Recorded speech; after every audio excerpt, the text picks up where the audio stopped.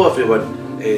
Philip Bua, who is our seminarian, recorded this in St Peter's, Dalyborough, and as I'm speaking now, as you're listening to this, I'll hopefully be on an aeroplane going out to Kenya. I'm taking with me a number of young people from the diocese. There will be 9 of us all together, and we're going for 3.5 weeks to visit the Live with Hope Centre, which is in the town of Kericho in Western Kenya. And the young people are very excited at going. They've been busy fundraising, and we've raised quite a bit of money for the project there, which is great.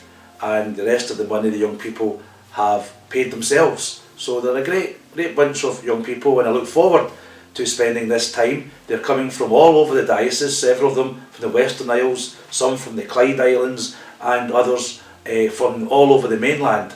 So we've got quite a good group, and we're looking forward to working over there and spending time with the people of St Mary's Parish in Watobo, which is part of Kericho town, with the sisters there and with the whole community.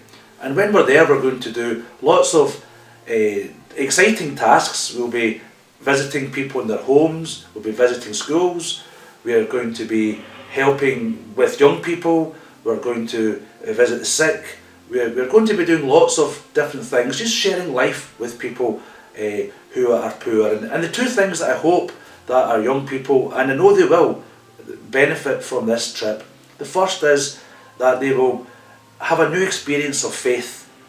When they go to Kenya, that's really going to strike them. That here people can be quite indifferent about God, or if they've got faith, they tend to kind of maybe hide that. We want to keep that something private, because people might think we're a bit strange if we show that we are disciples of Jesus. But when they go to Kenya, they're going to see young people and people of all ages who are in no way embarrassed to be a disciple of Jesus. They're going to see a lively faith. And I hope then that will encourage them in their own discipleship, and I'm sure it will. And the other thing I want them to experience is to share something of the life of the poor, because we can see in television, we can watch reports on the news, and we can see how life is difficult, very, very challenging for other people. But we don't know those people. But when we go there, our young people will be in their homes, they will talk with them each day, they will know their names, their children's names, they will know how difficult the situation is and how they're trapped into poverty. And that will have an influence on the young people. And when they come home, I want them to be ambassadors for the poor. People whose hearts have been touched, who now know, not just from the television, but in reality, that the way our world is shaped is very unjust, and it's not shaped by our Christian faith. And so to encourage them, and for their own selves, to be ambassadors for the poor, that as they grow up, come back to their life, go to college, go to their work, as they get married and have children, that they will always be ambassadors for the poor.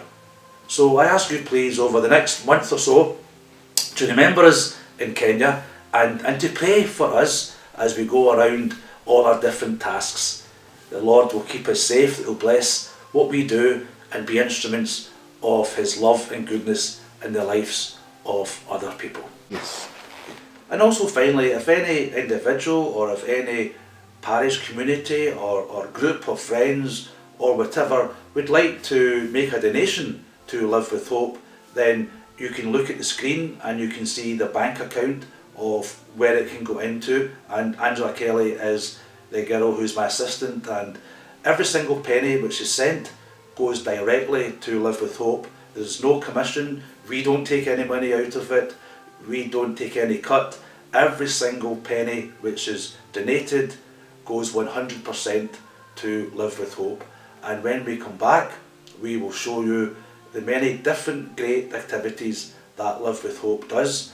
It looks after people who are suffering from HIV/AIDS, it looks after orphans, they look after people with drug addiction, they look after children with disability, they look after so many different people in society, help to pay for school fees, feed those who are too hungry or too weak to work. So there's so much good things, so many good things which are happening. So if you would like to make a donation, to that, then we will be delighted to make sure that every single penny goes directly to Sister Placida, who is actually from Greenock, a friend of mine. She's the one who runs the clinic, and to her work and to help people in Kenya. God bless.